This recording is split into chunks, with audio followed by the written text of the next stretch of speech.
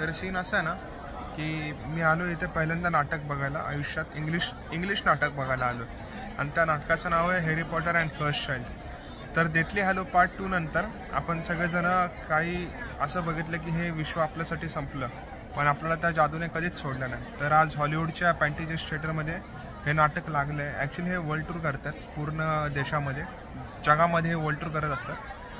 तर 2017मध्ये हे नाटक चालू झालं होतं का 2016मध्ये, आणि मला माहीत होतं की हे नाटक चालू आहे, पण आपल्या इंडियामध्ये अनफॉर्च्युनेटली कधी लागेल माहीत नाही। पण मी आता LA मध्ये राहतो सध्या तरी, तर इथे हे नाटक आलं आणि हे माझ्या घरापासून एक 5-10 मिनटावरतीच आहे। आणि असं इच्छा होती की जाईल आणि मी ठरवलेलं आहे जेव्हा हे नाटक रिलीज झालं होतं तेव्हा की मी हे नाटक बघेल कधी ना कधीतरी पिक्चर येण्याच्या अगोदर, आणि ते आज झालं। परत मी या जगाशी जोडलं गेलो आणि परत मी माझ्या डोळ्यासमोर हॉगवर्ट्स आणि हॅरी पॉटरचे पुढचं आयुष्य, त्याचा मुलगा ड्रेकोचा मुलगा काय करतात, काय कांड करतात।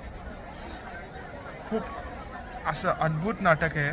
म्हणजे स्टेजवरती मी जादू बघतोय, लोक उडताना बघतोय, तमपिशाच बघतोय आणि भरपूर काय काय बघतोय, पाणी बघतोय, स्टेजवरनं लोक गायब होतात हे बघतोय।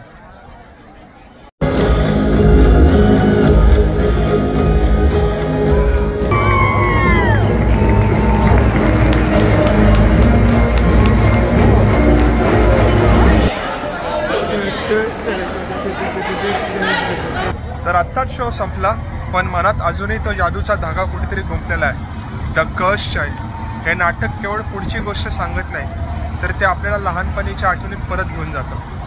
हॅरी, हरमायनी, रॉन, ड्रेको मॉल्फॉय आणि अजूनही जेवढे काही कॅरेक्टर आहेत आणि त्यांच्या त्या मुलांची गोष्ट आहे, ही गोष्ट एक पिढी दर पिढीला जोडणारी कथा आहे। थिएटरमधील प्रत्येक प्रकाश, संवाद, क्षण, जादू जे काय होतं ते एवढं जिवंत वाटत होतं की क्षणभरासाठी असं वाटलं की मी त्या विश्वात परत गेलो आहे आणि मी माझ्या डोळ्यासमोर बघतोय की काय चालू आहे ते। जर तुम्हाला असाच जादूचा अनुभव करायचा असेल तर थिएटरमध्ये जाऊनच बघायला पाहिजे। नाटक आणि पिक्चर याच्यामध्ये खूप जमीन आसमानाचा फरक आहे। नाटकामध्ये एक थोडी चूक झाली की ती परत रिटेक करता येत नाही, त्यामुळे इथले जे ॲक्टर्स आहेत त्यांनी प्रचंड मेहनत केली आहे आणि प्रत्येक कलाकार जो रंगभूमीवरनं आला आहे त्याच्यामध्ये काही ना काहीतरी जादू असते। तर माझा हॅरी पॉटरचा एक्सपिरियन्स खूप मस्त होता।